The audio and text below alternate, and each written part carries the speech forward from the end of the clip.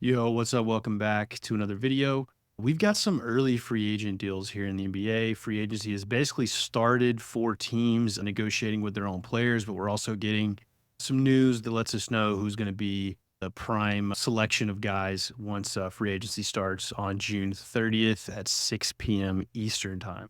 So let's jump through a couple of the early deals that we saw in the last week or so, and move into some of the stuff that's breaking news today, a couple of the storylines, and predict who we think is going to be where they're going to go and when they enter free agency. Starting right back, right after the finals finished, that was when teams, the day after the finals finished, that was when teams that could basically start negotiating with their own free agents, which we talked about this a little bit. And this was a new change with the CBA, the new CBA, that this is basically the first offseason that this has been present.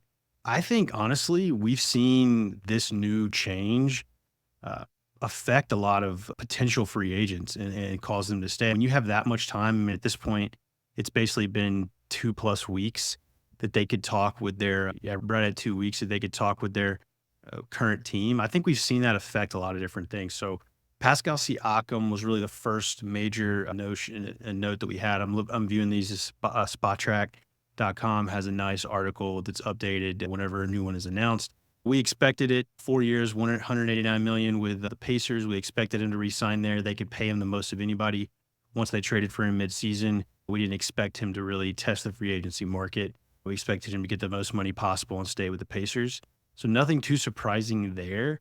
But Malik Monk was really the first one. He agreed the next day to stay. And I think this is really an example of where the new rules affected things, because a lot of people expected Malik Monk to test the free agency waters and go maybe potentially to like the Magic or the Sixers or somebody like that who could offer him a little bit more money. But he stayed home at the Sacramento Kings, likes his role there.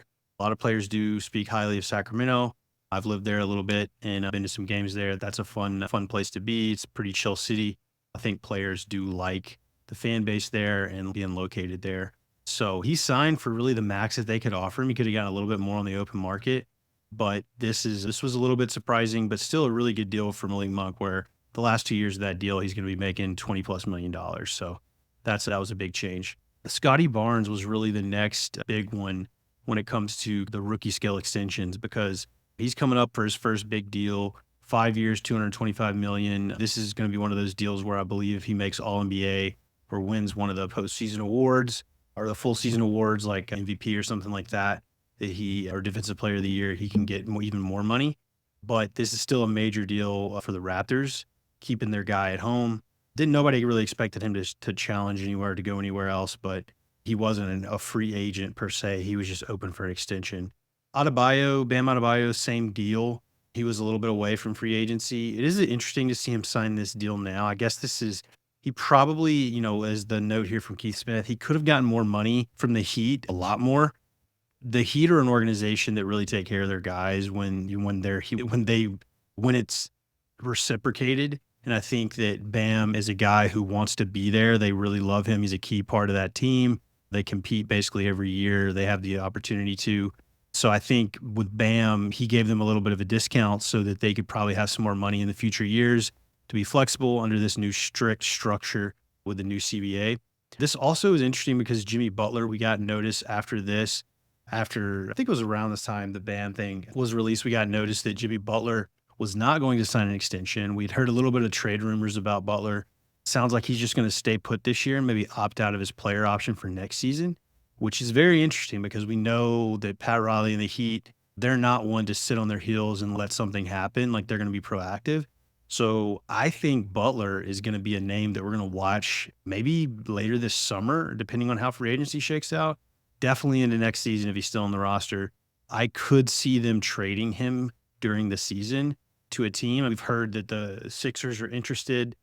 I don't think that it's a summer trade that's going to happen here. We'll see what floats out in the next couple of weeks. But once summer league comes and all the teams are together and people start talking.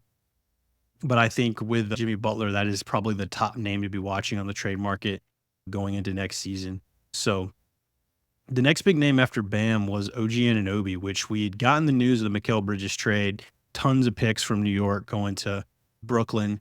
And then right after that, it was like, wait, are they going to re-sign OG now? because they had OG and Isaiah Hartenstein, which were their two major free agents, both expected to get a lot of money. OG basically didn't give them any discounts, which is fine. He gets paid.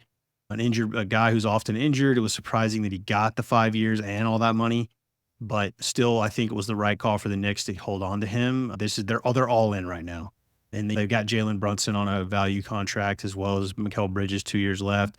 If those players like playing with each other, this is a team that could potentially really be able to work under this new salary cap. Because I wonder if a few of their guys are going to continue to take those value deals like Bam took with the Heat and stuff like that. So if Jalen Brunson does sign his extension this offseason, it would be a big steal for the Knicks and their finances going forward. So Nick Claxton, he re-signed with the Nets. It was a situation where they probably, if they were still trying to compete, they may not have done this type of deal. But I think this was purely a deal to retain the asset, and he'll probably be on the trade block for the majority of the season. Making a lot of money. 4 years, 100 is nothing to sneeze at. But there's going to be some teams that want to mix things up, and if he has a good start to the season, they're going to want to get that center in there. He was already sought after by a few different teams, but that's going to be a tradable contract, I believe, with them. And then Emmanuel Quickley, which was surprising. It actually says the Brooklyn Nets here for Quickley, but it should be the Toronto Raptors. They'll have to change that. But he got a ton of money, 30 million plus for Quickley. He was a guy who he showed off the bench for New York that he was definitely a high level player. Was the centerpiece, him and RJ Barrett for the OG Anunoby trade. We all expected him to get paid. We expected Toronto to hold on to him, but that's still a lot of money. 5 years, 175, and he's average annual value for that is 35 million. So that's a lot of money for Quickley. He looked good when he went to the Raptors, but I wouldn't say he's like an all-star level guard or anything like that.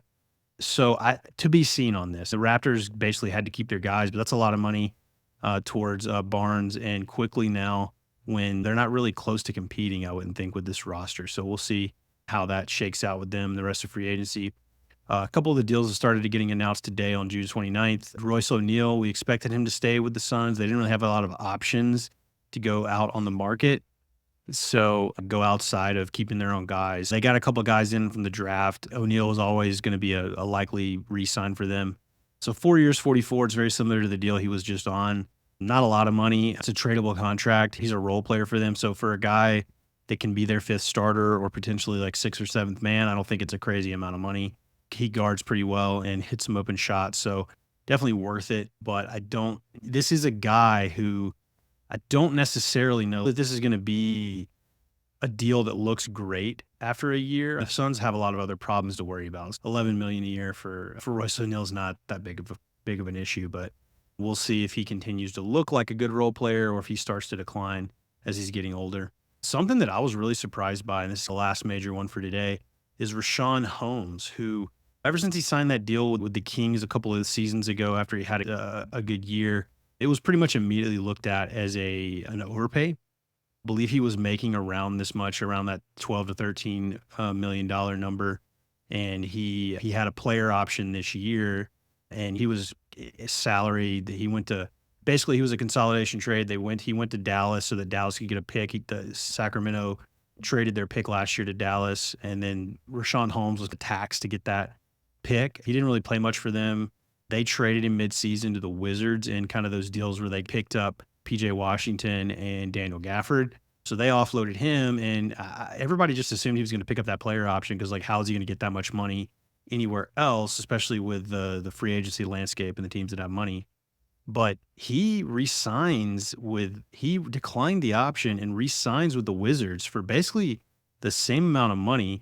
I guess what they looked at is they hold on to the asset for another year. His second season is 2 years, 25 or basically 26 million. The second season is only guaranteed up to $250,000, so it's very small. You could basically just cut bait on him next year for no real concern there. But it is an interesting deal where they could guarantee, similar to the Bojan Bogdanovic contract, where it was lightly guaranteed this year, but you could guarantee it and use him in a trade like the Knicks did for Mikal Bridges. So I'm assuming that's what the Wizards were planning on here, is just keep the flexibility, keep the asset, keep the salary slot so that they could deal with teams. And Holmes is not completely useless. I don't think he's going to be something that a player that a contender is going to look at as like a piece they need. regardless, maybe in a bigger trade or something for picks, they can use him as salary matching and stuff like that. Or they could just cut bait with him next year and really not have to pay that much. That's basically this free agency news that was announced today. Some of the other news that was announced, major news, was that Paul George declined his player option. There was a lot of rumors circulating that he was going to opt in and then get traded to the Warriors. That was the kind of the popular thing the last few days.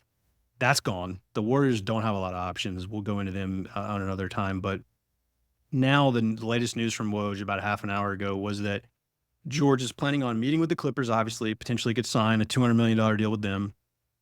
He also is going to meet with the Sixers, which we all expected. Daryl Morey with all that cap space going after him. But the wild card here, we didn't really know if this was going to be something that George was going to be interested in. We knew that the Magic would probably be interested in it, but he is slated to have a meeting with the Orlando Magic. So interesting to see if they're just using that as leverage, or he's just using that as leverage, or if he's actually interested. I think that would be the most fun scenario where he goes to be, I guess you wouldn't even have him as the number one option over Paolo there, but probably offensively would be the number one option, but would be the type of player that can take big shots, but really fill a role for them with shooting and defense and just veteran leadership. So that would be really fun if he took the meeting and decided to sign with the Magic. But I think the most likely scenario is he stays with the Clippers and just gets that bigger deal. I mean, they're opening the new arena. They can't really afford to, let this team fall apart right now. I mean, they could always trade him on that deal next year as well. So that's my prediction with Paul George. But something that is also interesting is that we got news on Klay Thompson today. So Shams had a couple of tweets. We were seeing little bits and pieces come out that basically confirming that the Warriors are prepared to lose him, basically. It seems like there's been no real progress made on a deal to stay with the Warriors. The part of the report was also that they're open to sign-in trades to help Klay get paid. That's interesting that they would do that. There's also a lot of complications that come with that, with far as hard capping you and stuff like that if you participate in a sign-in trade. But 3 of the teams that were mentioned in the article for Klay Thompson to be meeting with this was interesting, was the Lakers, Clippers, and the Dallas Mavericks. So Klay was also spotted in Denver this week, that the Warriors, that the Nuggets seem to be interested now that they are figuring out if they're going to bring back Kentavious Caldwell-Pope. So there's some really big competitors out there, some contenders out there that are interested in Klay, which makes a lot of sense. And it also seems like he may be open to signing for that mid-level exception or something in that $15 to $20 million range per year to go with another team. We had gotten reports earlier in the season that the Warriors offered him something in the range of 2 years for $48 million, which is not what he was interested in. It sounds like he's going to be interested in that for other team. He may just be ready to move on from the Warriors, which is going to be crazy to see, the Splash Bros splitting up, but sometimes things have to come to an end. I think the Warriors, I don't think they've managed the past couple of years that anyway as a front office. So their contention window is definitely slipping away. I don't really see a lot of opportunities for them to improve the roster in a big way. And they didn't even make the playoffs this past season. So Paul George is really their only route there, but we'll see if they get creative. So that's the latest news. We'll obviously go into seeing where Paul George goes and Klay Thompson goes. That's the big marquee names out there. But let me know if you want to go into any other players. Hit me up in the comments. Appreciate watching the video and subscribe. That would also help things. And we'll talk again soon. Peace.